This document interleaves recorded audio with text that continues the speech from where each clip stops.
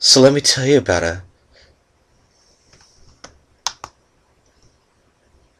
This is the scariest story that you will ever hear. Why is it a scary story? What makes it a scary story? Maybe it's my dramatic narration.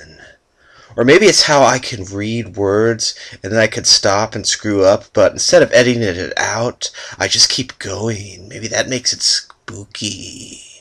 Yeah. But this is the story of Jeff the Killer. Jeff was an average, ordinary student. But then, after a terrible accident, he self-mutilated his face, and then he went around town killing kids with his signature catchphrase, "Go to sleep." And sometimes he'd talk maniacally, and when he talked maniacally, somehow his voice would suddenly become like the Joker on Batman the Animated Series, because people who listen to CreepyPastas are too stupid to tell that I'm ripping off the Joker. That makes him so scary. Yeah, he's scary. My God, is he scary. And he comes out, and he's dressed in all black. He's got a black hooded sweatshirt. And he has kind of a black emo haircut. And he doesn't have eyelids. Yeah, I think I got a question here about your story. Who are you? Yeah, my name is Peter. I was looking on the internet, because I like them scary stories, like scary stories to tell in the dark, and I thought, hey, this one sounds pretty interesting. A lot of people keep telling me about it at work. They say, oh, you know what? It's this, Jack the Killer guy. You gotta check him out. He's pretty scary. It's Jeff the Killer. Jeff. Don't get it wrong.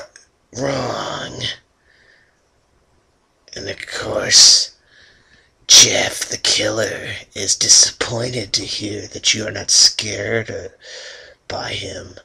Why aren't you scared by him? Well, there's just a lot of logic holes in the story.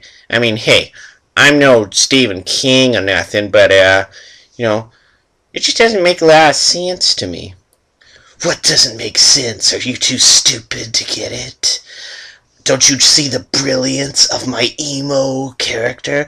Yeah, I'm not really scared by like 100-pound Asian teenager who has these weird, annoying catchphrases. I mean, go to sleep.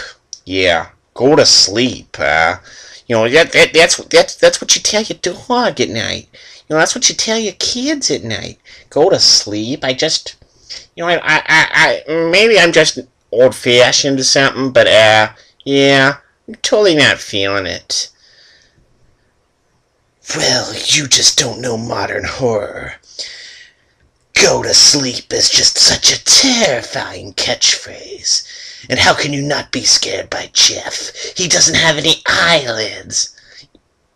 Yeah, that's just more stupid than scary. I mean, this guy, he doesn't have any kind of supernatural powers or anything like that. Well, no, he's just like an average serial killer.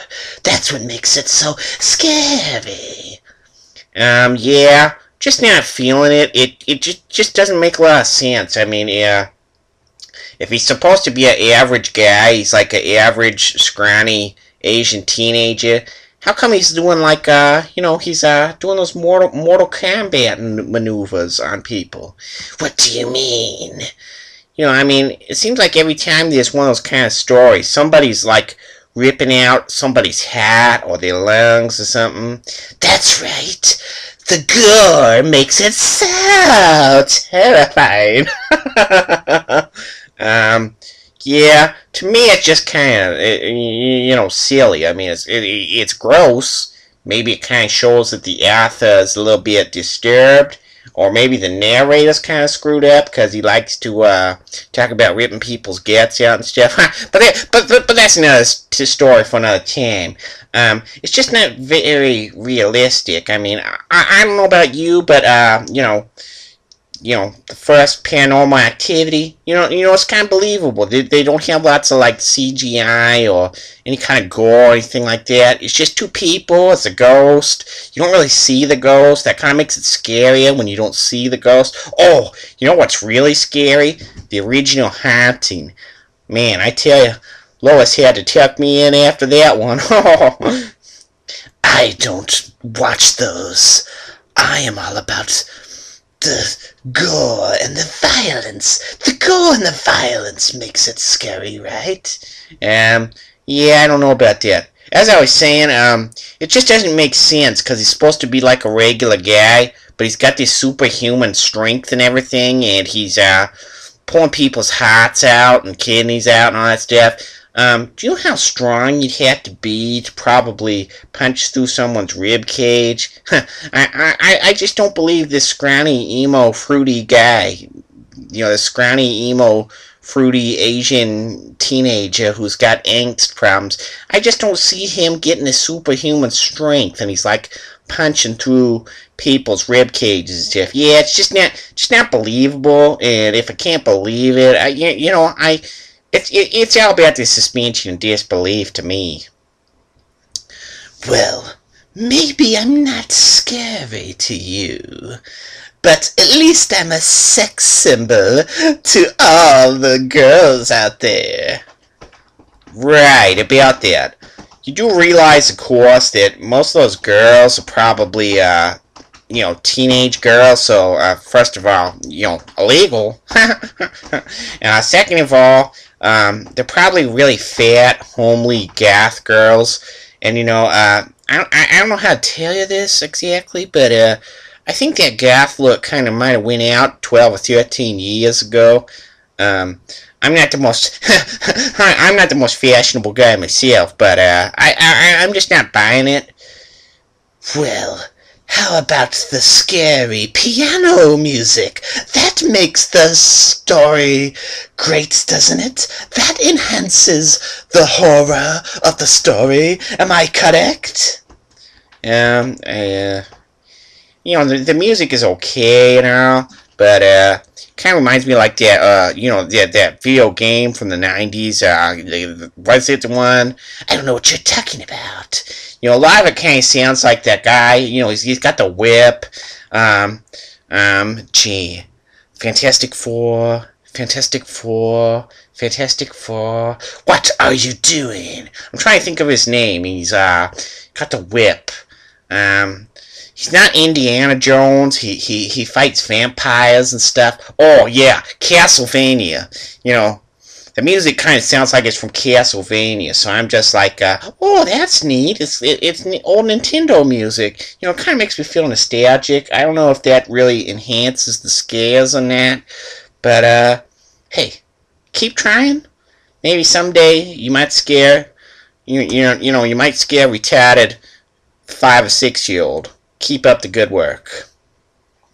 Well, if you're not scared by Jeff the Killer and his wonderful catchphrases like "go to sleep," then I know that you will be scared of the Slender Man. What's that? The Slender Man, he will get you. He's very tall, and he doesn't have a face. And, of course, he has these tendrils for fingers. Oh, you mean like he's like Wolverine or something? No, you idiot. Wolverine had adamantium claws. He has tendril fingers. Oh, I think I'd be more scared of Wolverine's claws than some guy with, like, long fingers and stuff. And, I gotta be honest, that whole no-face thing, just not really doing a lot for me. I just don't get it. He looks like those bathroom signs. You know how they have, like, the bathroom sign with the little guy? He's got the little stubby arms, and he just doesn't have a face. He has no face. He kind of looks like a combination of that and that Jack Skellington from the Nightmare Before Christmas. Now that was a good movie. I tell you, the whole family, we enjoyed that one very much. Well, if you're not scared of either of us, I know that you will be shitting your pants over Clockwork. Clockwork, just looks like a bitchy teenager who had some problems. Maybe she thought it'd be scary to put a watch in her eye. You know what? That doesn't really scare me too much, gotta be honest. Now, if it was like Sandy Duncan's glass eye, oh, boy, that'd be some terrifying stuff right there. And what's your story, Clockwork? What's your story? I was a depressed teenager. I was emotionally and physically abused by my parents. Oh, is this where I'm supposed to, cue the violins? Because, I'm not really feeling sorry for you so far. This all kind of seems cliched, and anyway, I scarred my face. Then I was sent to the mental institution. Then I violently killed everyone by...